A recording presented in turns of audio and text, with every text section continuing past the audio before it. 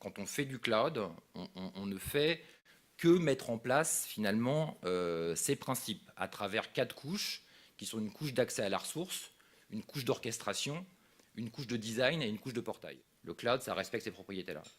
J'expose un catalogue de services, j'ai des objets dans la boutique ou dans la vitrine qui ont des propriétés, et quand j'appuie sur un bouton, eh bien, ils sont livrés automatiquement et on s'attache à faire en sorte que ces objets soient prêts à l'usage ou prêts à l'emploi. J'ai un peu l'impression de me retrouver à l'époque du foisonnement Internet. C'est-à-dire qu'il y a des idées de partout, on voit des clouds communautaires, on voit des pépinières d'entreprises qui veulent livrer des clouds, on voit du cloud hybride, on a commencé à voir des demandes de cloud hybride apparaître sur les RFP. C'est-à-dire je veux réellement pouvoir bâtir mes services sur des sources différentes dès la construction. Je vais pouvoir utiliser évidemment des sources différentes pour le débordement ou le burst.